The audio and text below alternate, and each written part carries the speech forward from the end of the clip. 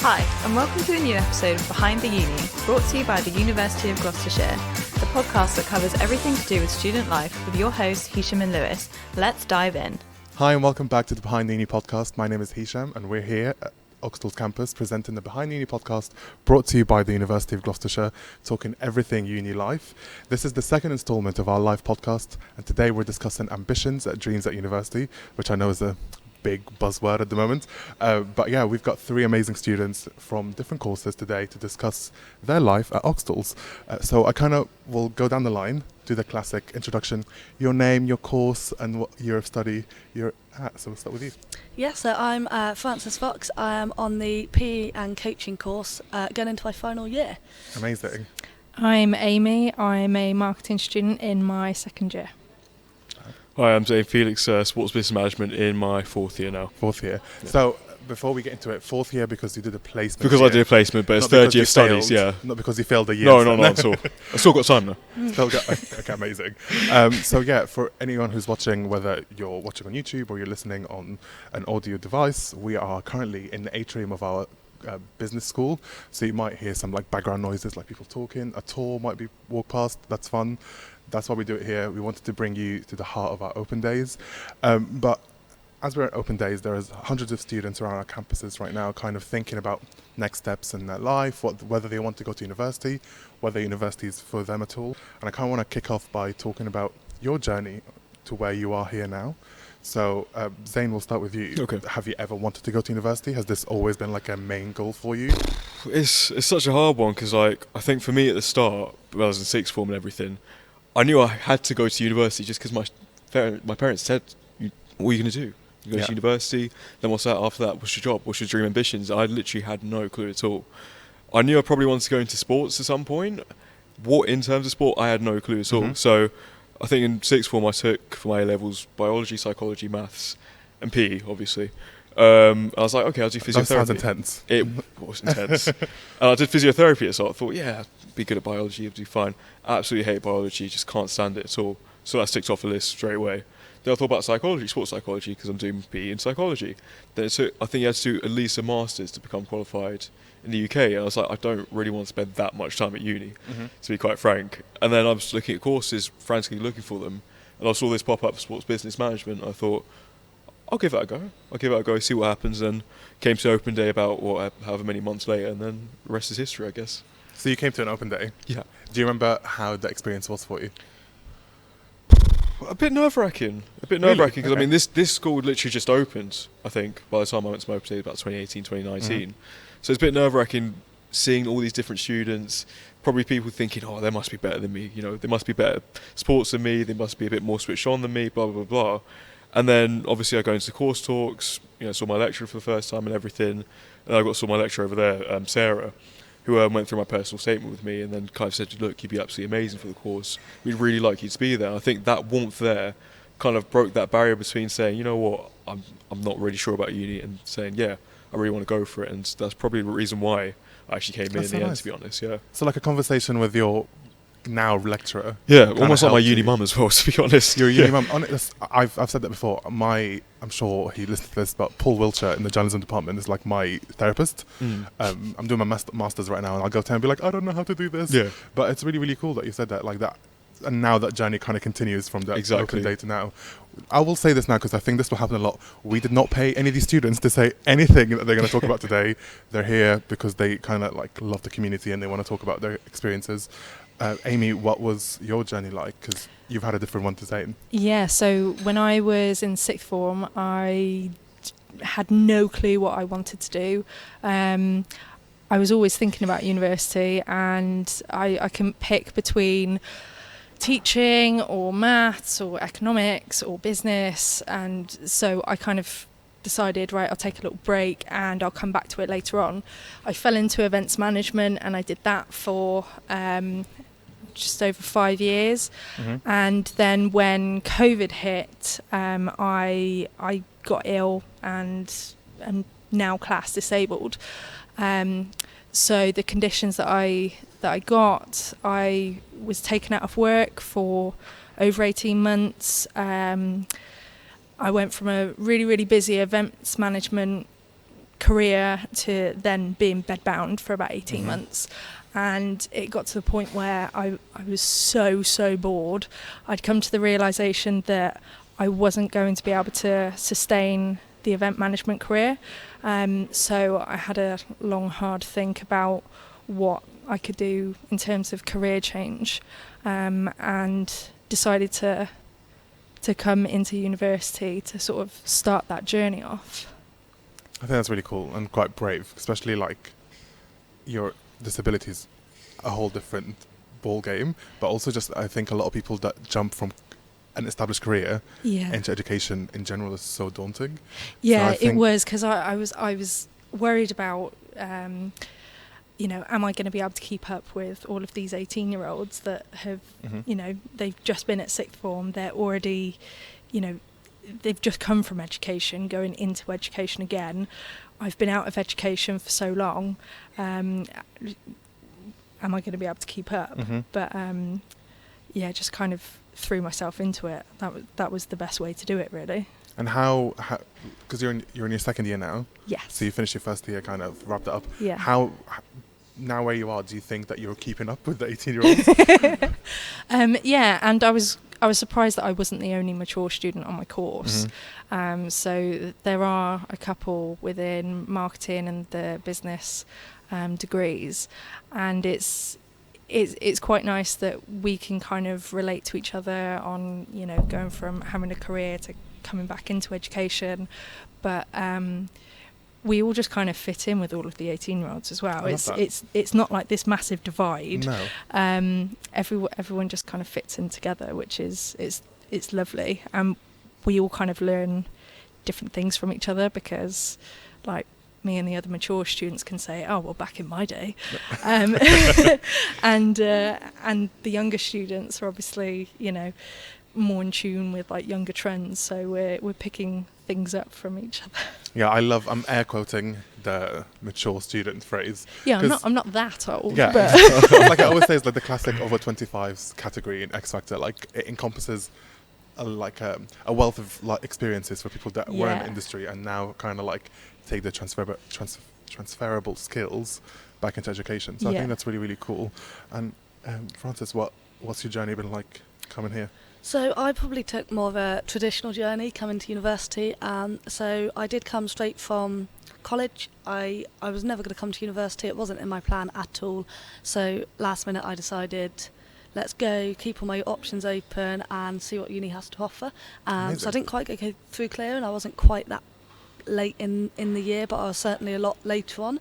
So I didn't actually come to any open days. I just came to the offer holder day at a few different universities, and I think here there was that community feel. You had people walking down the corridors chatting to their lecturers and just had that bond, and like Zane said, that warmth from the lecturers, and I think that's what sort of made me go, yeah, this is where I want to be. Obviously for me, sports is a massive thing. They've got a great sports department, sports scholarship, recreational sport, so for me that was a big thing as well. And then still now third year, I'm not 100% set on what I want to do, but it certainly opened doors and broadened my knowledge on what's out there, jobs I didn't know existed when I was at college, and now I've got lots of avenues I can go down because of my course.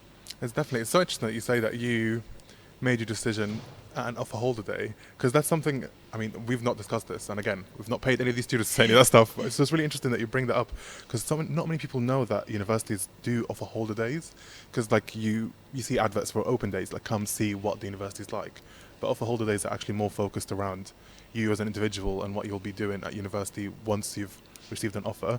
So I'm guessing that you applied post like UCAS deadline, and then... So I was still within the UCAS deadline, and I still went through the normal process that everybody else goes through. But I think it's realising that you don't have to do it as soon as colleges and sixth form say it's open. You don't have to do it straight away. Yeah, take your time. You can do it whenever you want. And then I had missed the open days, and with COVID they hadn't all been on.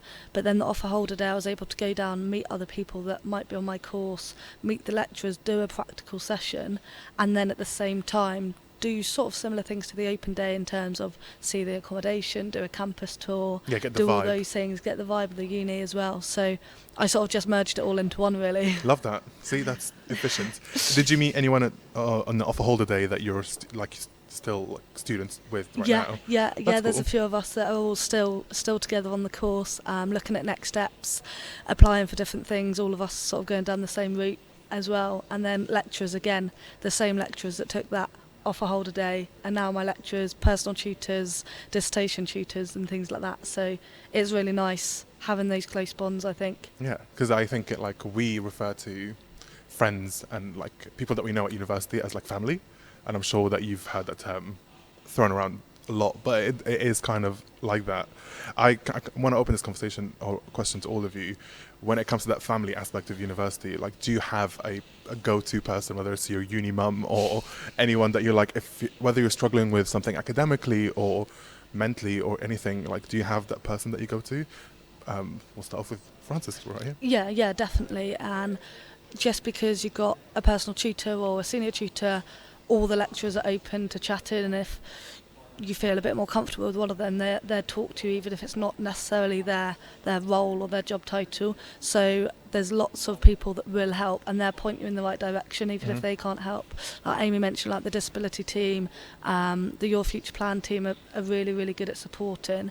And then I think for me as well, with the sports side, I've got the team to go back to and talk things through from maybe a student's perspective. So that's really nice as well, sort of having those bonds within the uni. But definitely all the lecturers are really, really supportive in what you want to do. Yeah, Francis just mentioned the sports team, so you're the rugby captain for the women's team. Yeah. Which we'll get into that in a moment, because I'm sure a lot of people would want to hear about that. But Aimee, what about you? Do you have a go-to person that you kind of always email, whether it's in panic about assignments or anything? Mine kind of varies depending on what my issue is. So there's definitely a couple of students where if it's more specifics about the course modules that isn't for a lecturer, I sort of go to and chat about, what do you think about this, what do you think about that. So you speak to classmates? That's cool. If it's more I don't know, the nitty-gritties of what's expected of us for an assignment, then there's a couple of different lecturers, and sometimes it's quite useful to not just go to the lecturer that heads up that module, but to also get another lecturer's point of view. That's a great piece of advice. Yeah. And then obviously if there's anything that is just directly related to my conditions and disability, then the disability team, and it's quite good with them, because I think there's only 2 people from that team that I've spoken to about my whole journey so far. It's not some kind of customer service call centre where you could end up talking to a different person every time. Yeah, so there's that kind of continuity. But everyone's very open and helpful.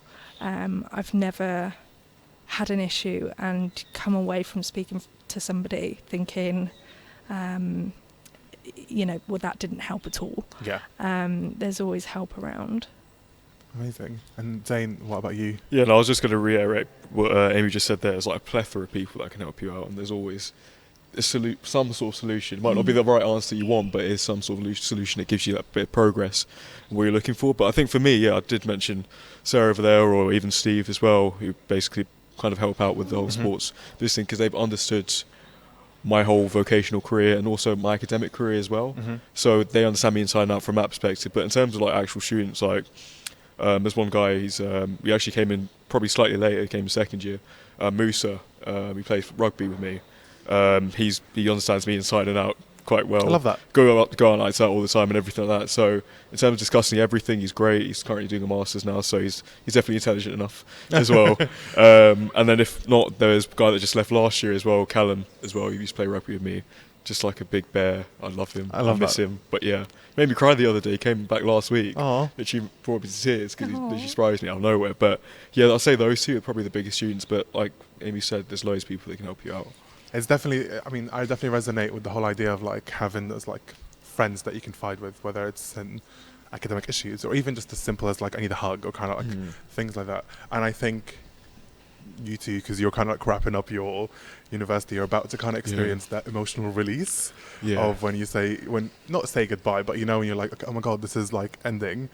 I didn't struggle with it, but it was very sobering to be like, wow, I've actually dedicated so much of my time to this community and to whether it's playing rugby or playing hockey or just having friends that you hang out with regularly. It is intense. Do you think you're ready for it? No. No, like the thing is, like you say no that. one will prepare you for it. Yeah, I know. It's going to slap me right in the face. I know it will. But it's like so strange you say that. I'm talking about crying again, but like literally the other day, I literally thought, oh, wow, I've only got like 7 or 8 months left of being here. Yeah. I've been here for like 4 years, having my open day here, meeting so many people, and then it's like that, it's gone. Like, I just don't know what I'll do with myself, really. I think doing my placement probably gave me a bit of an insight into that. Yeah. Although I was still in Gloucester doing the placement, it's weird because I was kind of away from that student life, although I was with people that I knew. You weren't embedded in the community. Yeah, exactly. I wasn't embedded into it, and I think that was a soft way of just showing me, like, look, this is what it's going to be like when you have a 9 to 5. You're going to be completely exhausted from a 9 to 5. You just want to sleep, don't really want to speak to anyone. Then you go the next day, and the only time you really have for yourself to do stuff is the weekends. But here, it's really like a weird structure that it's just not realistic. And really I know it will hit me. I think people are coming out of talks and coming in and out of talks. This is the best thing about doing a live podcast is like there's stuff happening all the time. There's a student ambassador tour happening right now. Francis, what about you? Because you're a women's rugby captain and you're also playing within the hockey team. Yeah. And I understand kind of being in a sports team. It's really like there's such a sense of camaraderie and like family because you're spending so much time together. You also like go to games. You're seeing each other like work out and like it's emotionally very bonding. Yeah, I definitely think. Do you think you're prepared? No, not at all. Not at all. Fine. Like Zane said, like you know, I don't think anybody's really prepared. Like within my course, I've done the placements. I've been out. I've done the Your Future Plan weeks. Got the employability skills, but that's not going to prepare you for leaving. Like Zane said, you're so embedded in the community here, and you're here all the time. You're seeing people all the time, and especially within sport, like you say, like I see them most days of the week, whether that's in lectures, whether that's in games. And as much as every sports team does have those special bonds, I feel in uni you're really, really pushing each other through to get those assignments in, to, you know, make the lectures, to go out on a Wednesday night, and you're just there for each other through every aspect. And it's all your problems in one with a particular team. So to then leave that, it's a part of you. Yeah. You don't stay at uni for 3, 4, 5 years and it not be a part of you. So it'll be a journey, but I'm not ready for it. But let me tell you this, as someone who went through that, left my course, all my course mates, left my society, left my sports team, it doesn't end there. Because like you stay in touch and it's so great, and that's the best thing about being part of Team Gloss is that you've spent all that time together, you've got each other's contacts, like we do reunions all the time and it's really, really fun. But I always say this to like last year students, cherish every single day, and second year students as well, because it goes by really quickly. Definitely. It really does. So definitely cherish it. I would love to know kind of about Francis, you mentioned that obviously you're finishing up your degree, but you don't have like a clear goal, which is, I think it's completely normal. But you've done placements. How was that like experience for you? Did you learn a lot about yourself? Did you gain new experiences from it? Yeah, definitely. I think going out on placement made me realise some of the placements what I didn't want to do, what just wasn't really a bit of me, and then other placements, the aspects I enjoyed, the aspects I found harder. I've been on placement with Active Gloucestershire, which was amazing, the opportunities you get and the links you have, because the lecturers are such specialists in their subject to go out and do these placements. But it's almost opened more doors as well. When I've been out on placement, I've gone, this person's doing this job, which I didn't even know existed, like I say, when I came to university. And you know, I don't have a clear end goal, but I'm not going to shoehorn myself in one direction. I'm going to see what's out there, see what opens up for me, and sort of go from there, really. But definitely placement was really, really useful, really helpful in terms of finding out the little niches within companies that you could go into. Yeah. That's really cool. But yeah, where I end up, who knows? Exactly, and I think it's always good to just be open to opportunities, because you might find something that you're like, oh cool, this is definitely my cup of tea, I'm sticking here, I'm carrying through it.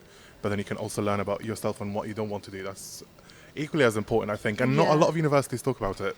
A lot of universities will say placements, you do work experience and your CV is nice and glowing, and then that's it. Yeah, and No, it's a that's lot not more it. than that. It's a lot more than that. It's a lot more than a bit of paper at the end of the day. It's when you go to interviews, they're not asking about the placement, they're asking the experiences you gained from it, what qualities you got from it. So it's sort of going into that depth that you don't get everywhere, like you say. Yeah, for true.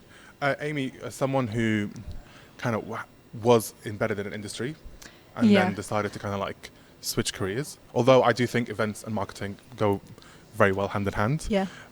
Do you have a goal? Do you have an idea of where you want to head? My idea of a goal kind of changes depending on what modules I'm doing. Love that.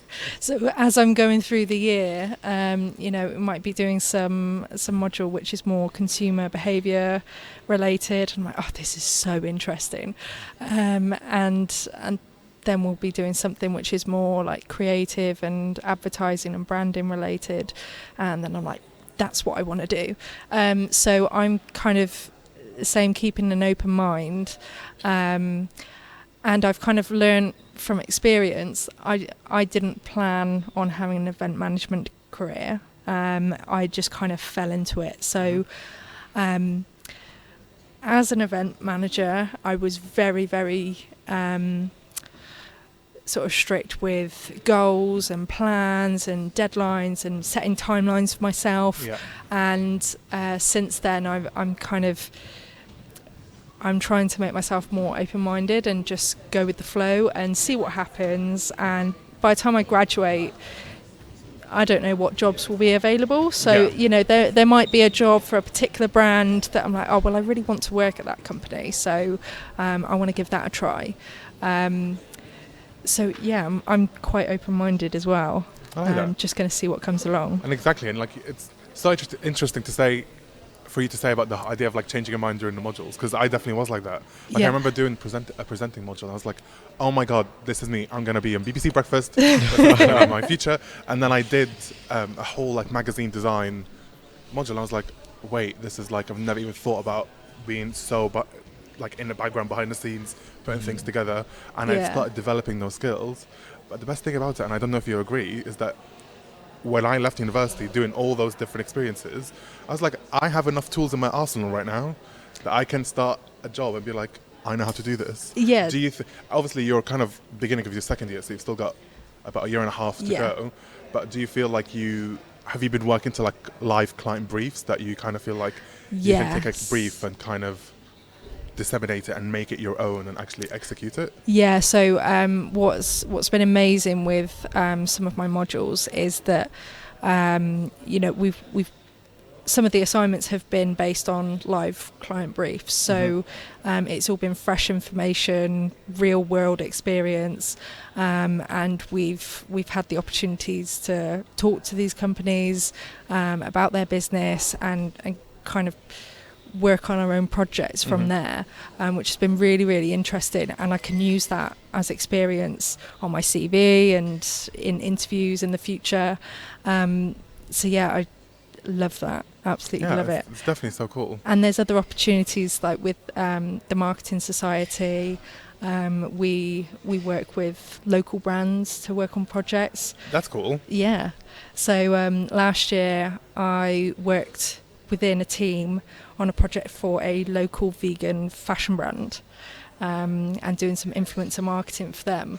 So that's again another thing that I can kind of whack on my CV and talk about. You've essentially set up your own agency. Kind of, yeah. I love that. Do you guys charge? Or do you do it for free? It was all free, yeah. That's really, really cool. I That's know. really, really cool. I know, I didn't we even are know that awesome. was a thing. That's really fun. Is it you and other students, or like is there like a group of you that? Oh yeah, I didn't set up the Marketing Society. Okay. Yeah, it was already here when I came here. We've got a team on the committee of about 5 or 6, I forget. That's cool. And we have other students. Some are from business and marketing degrees, but we also have some students from like fashion over at the Park campus. Yeah. They're involved with the society, so there's a bit of a mixed bag. This is what I love. I love doing these podcasts because I get to like hear all the cool things that happen on campus, and I'm always so amazed because I feel like I was like this as a student. Is that university, you learn so much in lectures, but you learn way more outside of the lecture hall, and you kind of create your own opportunities to kind of like find experiences. So the fact that you guys are like helping local businesses find their brand and whatnot, that's so cool. I love that. Zane, how about you? What kind of like, do you have like an end goal? What's like your ambition? I mean, university? I wish I did. Put it that way. I mean, I have vague ideas. I mean, I did before I went to university. I'd had experiences actually working at the BBC. I'd done reporting there. I made a report that went on to BBC Sounds in the end. Love that. And everything. But that experience probably enticed me into journalism quite a bit. So journalism is one of the things I might want to go into after. The main other thing was actually sports governance. So the idea of developing a sport within local communities, probably similar to some of the stuff you've done, Francis, as well. It really interests me because I think whether it's stuff to do with, you know, people of a certain background or certain ability, there's a lot of people who just don't have a level playing field, no pun intended, you know, within sport. And I think to help potentially invigorate a certain sector of sport or just help other people out within local communities, whether that's, you know, recreating a sport, making it in a certain way that's tailored to them, or just introducing to a sport they've never thought about playing and then they take it up or learn life skills from it, that's what really interests me quite a lot. So either one of those two kind of really interests me, but I think, funny enough, during the pandemic when I was in about my second year or third year, it kind of throws you off. You don't know what you want to do anymore. Like, you have stuff in your mind thinking, yeah, I'm set on doing that, and then, you know, everything shuts down, the climate really changes, and it's like, well, what now? So, yeah. I definitely think it's really interesting because the current students would have had kind of like a really unique experience with COVID, and students starting university soon had kind of a similar experience and be like, what do I actually want from life, kind of thing. Previous generations, I don't think, had that time to reflect.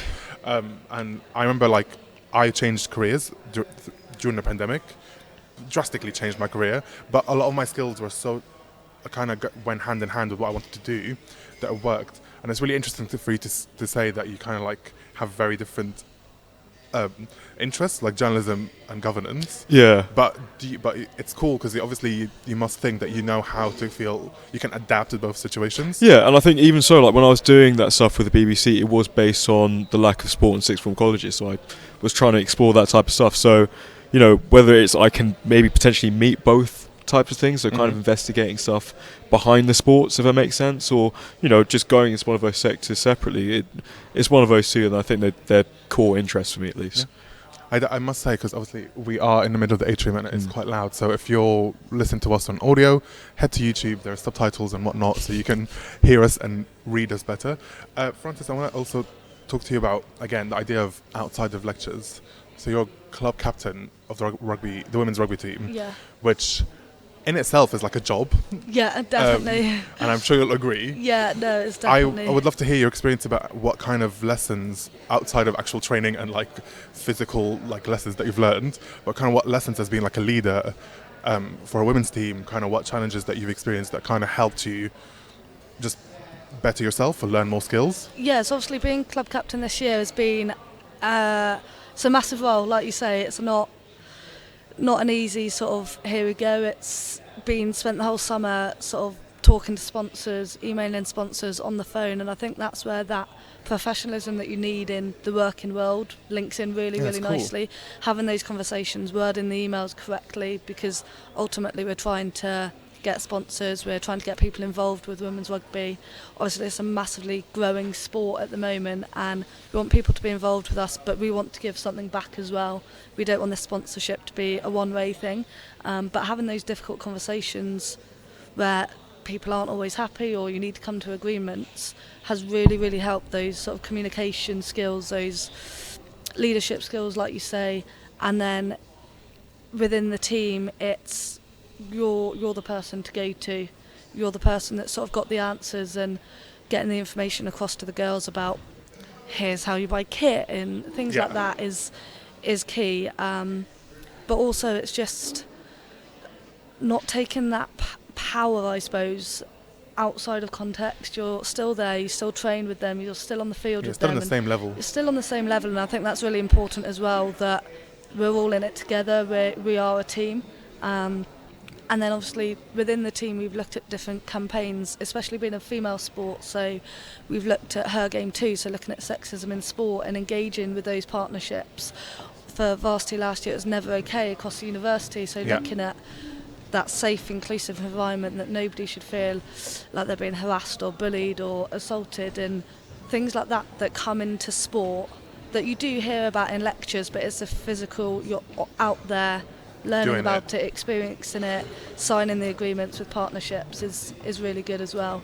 I mean, so it sort of all draws together, like Zane said, like everything draws itself together. I keep saying this, it's really cool because like you're doing a course that's like linked to that, but then again you're like, okay, I'm like learning the theory of what it is in lectures, but then I'm actually living it and breathing it outside with all the added challenges that you don't learn in courses, like how to get sponsors. Like you might in your course, in your lecture, you might hear about a case study and they've got this funding and all that stuff, but what you don't see is the behind the scenes of how this team got their funding. And then you're out there on the phone being like, give us money. The hours behind it, and I think it's putting that into practice. And equally, yes, I do happen to be on a sports course, but we've got team that are made up of people on paramedic courses, professional policing courses. It's such a wide variety of people that it just brings them all together. It's just a place for us all to go and just bringing everyone together regardless of their ability or what course they're on, which is really nice as well. Broadens those relationships you've got and the friendships you've got. That's so cool. Before we move into Aimee, I want to ask you, obviously you're third year, I'm guessing, are you staying on to do your masters or are you? So it's all up in the air. All up in the air. I'm looking into it, looking at PGCs as well. Nice. And like everyone said, just have an open mind and see what pops up. That's cool, because as you're wrapping up kind of your career as the captain, what's been your favourite moment so far in the rugby team? Oh, that's a tough one. Obviously, been there for 2 years before that as well. Vice captain last year, club captain this year. But it has to be just seeing the sport grow and seeing the girls come in. We're such a close group, regardless of who comes in, their ability and everything. And I think just seeing all the girls together on the pitch training, got each other's back at matches, and then have some Wednesday nights out. And I think just being part of that tight-knit group is really, really special. I love that. That's so wholesome. Yeah. That's really cool. But it's so true though. It is from the heart. Because like I said earlier, like you spend so much time together that you see each other at like the happiest moments, the moments where you feel most challenged, whether it's physically or mentally, or your saddest moments. Yeah, so it's really, really cool. Aimee, I definitely, before we wrap up, kind of want to talk about your experience because it's so unique. And I do think some people at home might definitely relate to this and they need to hear it. So you mentioned that you were bedbound during the pandemic, which kind of made you reflect upon your career and where you want to head. Would you be able to kind of tell us more about your disability, also what it is, and kind of how you've been navigating your life at university as a disabled student? Yeah, so when I got ill, at first I just thought it was a migraine, but after several phone calls with the doctor, because it was all COVID and so couldn't be face to face, and then eventually ending up in the hospital, they found out that I had idiopathic intracranial hypertension, which is when your body just starts producing too much brain fluid. So it kind of builds up pressure inside your skull, squeezes on the brain, kind of pushes on the back of your eyes, so you start to lose your vision. If it's not treated, you can go completely blind. The effects on the brain, it basically, its like Latin name is benign brain tumour. Okay. Obviously that's not Latin, but the Latin version of that. So it gives a lot of the symptoms of a brain tumour, but there is no brain tumour there because of this excess of fluid. Your body thinks you have one. So there's a lot of it's a long list of gnarly symptoms I won't go into, but it's a long treatment for it, and it can go into remission. They say remission because it can just come back again. So that for me has actually improved. Like it got worse during my first year of university, and then over the summer I had some improvements, but because my brain was essentially being squeezed for such a long period of time, it left me with other like secondary conditions. So now I've got fibromyalgia, which is chronic pain and chronic fatigue, and chronic migraines, although those are getting a bit better. So there's kind of this variety of symptoms, which a lot of them flare up unpredictably. So every day I am a lot more tired than I used to be, and I have chronic pain to some degree every day, but on particular days I'm stuck in bed again.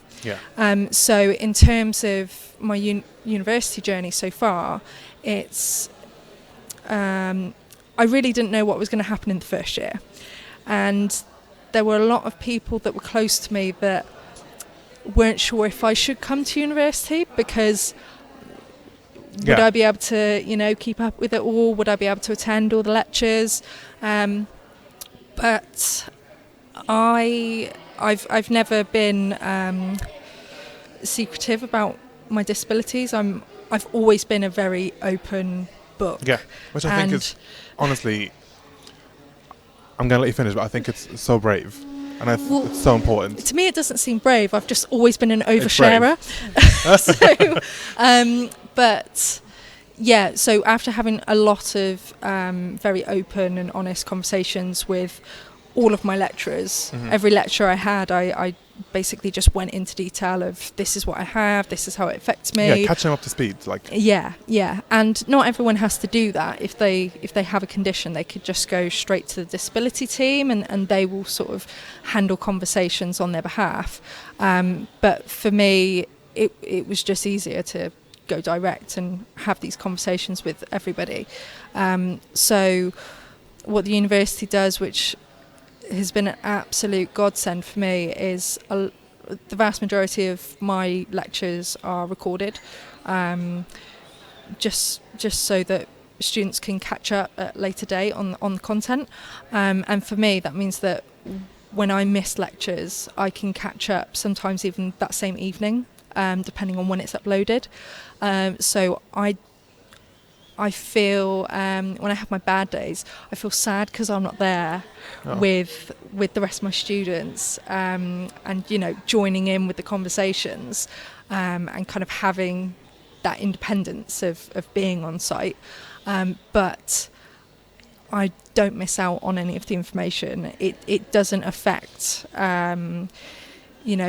my ability to learn and do the assessments and try and get the best grades that I can. So yeah, everything the university does is been amazing, with all the challenges that I've had, so accommodating. I mean, I think it's great because what I'm hearing is that you're not letting it define you. No, I mean, it kind of, I'd say I'm definitely like an advocate for disability, because of experiences that I've had so far, not with the university, but with employers, and like trying to be able to work alongside university. There's from an employer's point of view, there's less education around. There's definitely a lot of work in the UK around making work accessible for everyone. Yeah, massively. And for one of my modules last year, we had to do a project kind of our choosing, a research project, and I picked disability in the workplace, and I won an award for that one actually. So I've got my little University of Gloucestershire clock as my little award at home. I love that. Very cute. But yeah, that was really insightful. But sometimes I do think if I had listened to, some of those people that were closest to me a couple of years ago, who absolutely had my best interests at heart, but I was kind of like, no, I'm going for I'm it. gonna do it. Otherwise I never will. If I hadn't have come to university, I don't know where I would. I could still be just like sat in bed. Yeah.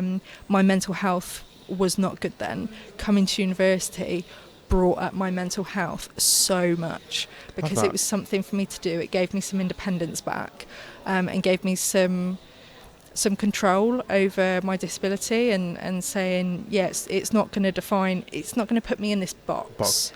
I'm not going to, I want to do things. You're not letting it limit you. It's just kind of part of your life now, kind of thing. Yeah. I really want to know about, obviously, so you mentioned courses and lectures being recorded.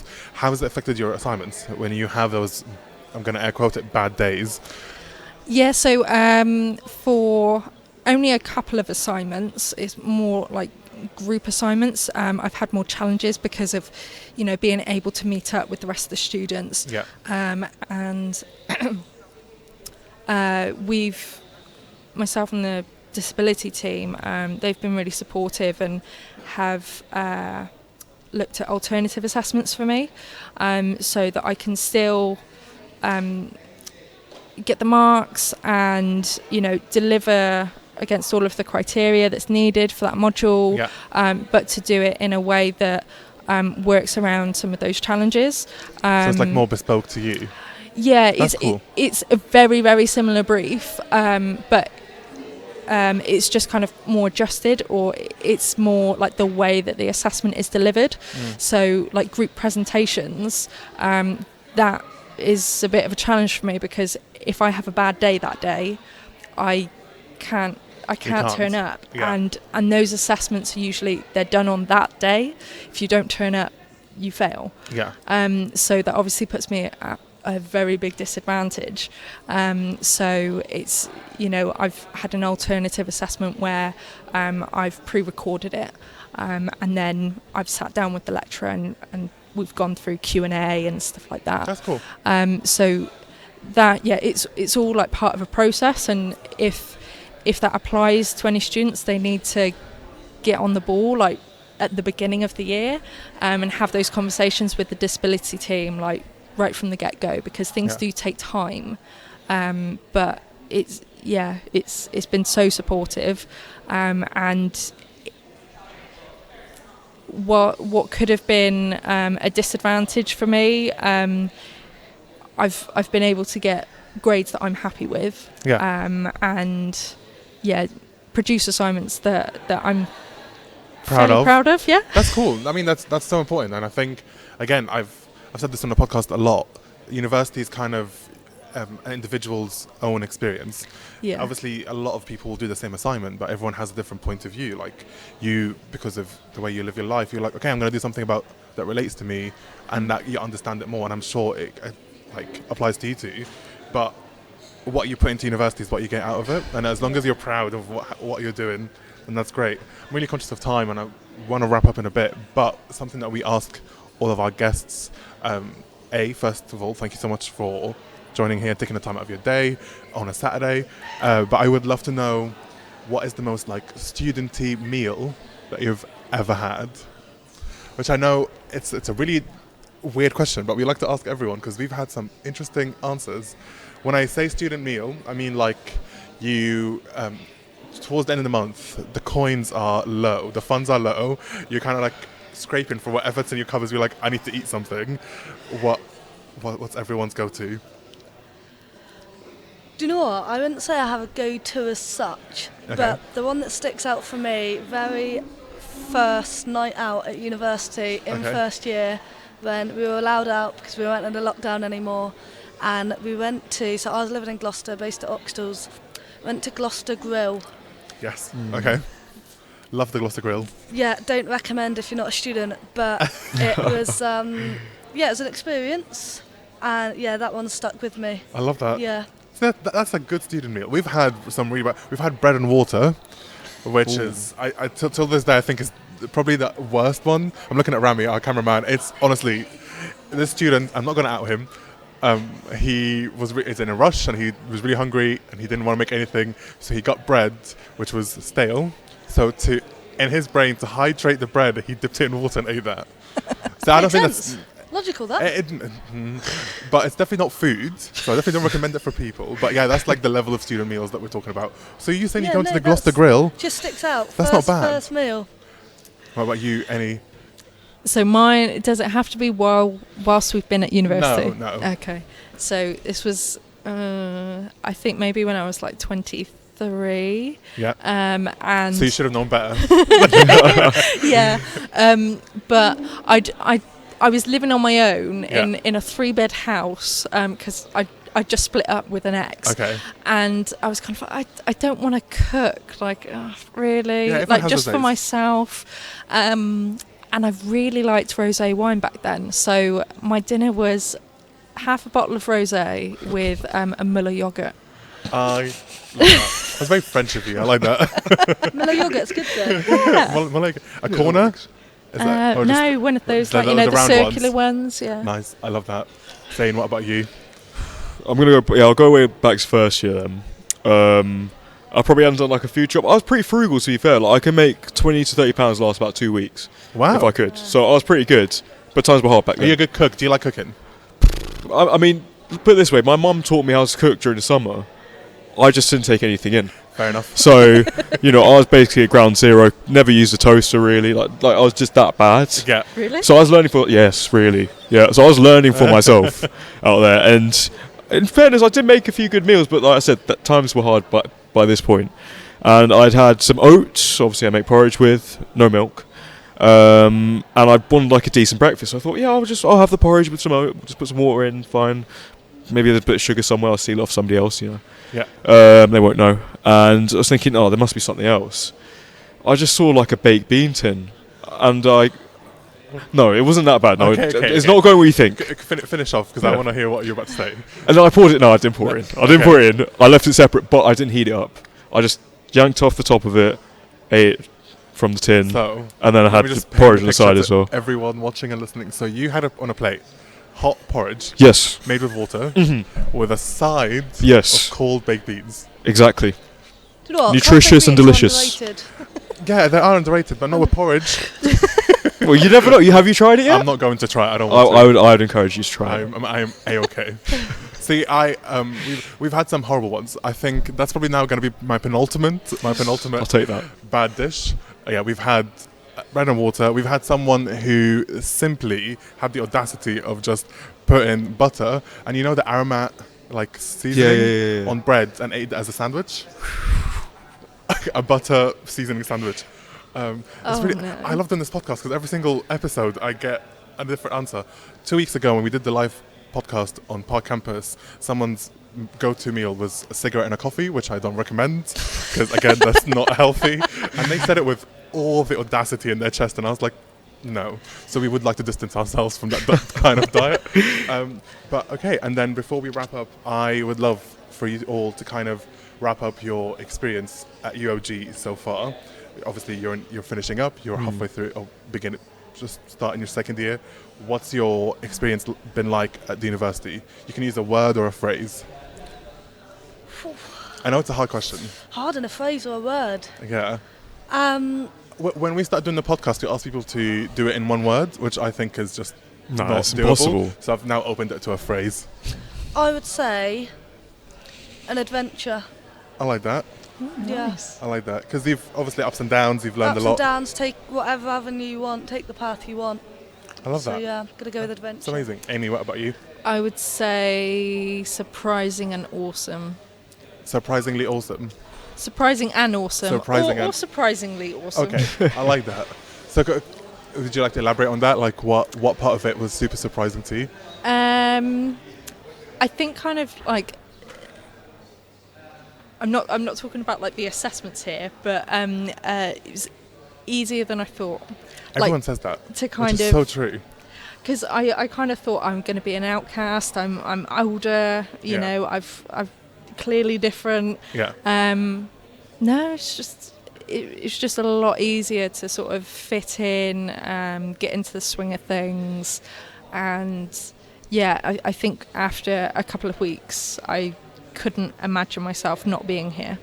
Amazing. And everything's just been, pretty great. That's really cool. Someone just tried to walk past. Just classic. It's okay. That's really cool that you say that, because I definitely have had conversations with people on the podcast and off the podcast where they've said university is not as bad as everyone makes it to be. Because I feel like when I was definitely doing my A-levels, colleges and sixth forms make university sound like it's rocket science. And like, but I definitely think A-levels are way harder. Oh, for sure. Than doing a degree. For sure. Right? Because you Degree guys spread out as well. 100%. And then also with university, you kind of do it in your own time. You're not stressing out. So it's really good that I you said can't that. remember my A-levels. It was so long ago. But I bet you it was definitely harder than doing a degree. No? Dunno. I literally can't remember it. It's all that rosé. Zane, what about you? How would you sum up your experience? I might move the goalposts a bit. I won't necessarily say experience, but more advice. I think it's more about embracing the processes and not the result. I think it goes for everything. Like when you talk about doing assignments and stuff like that, going to lectures and everything, it's all about actually taking stuff in and not just thinking, how do I get this grade, how do I get this? And then, you know, just like even like social life and everything like that, like I found it hard to find myself in first year.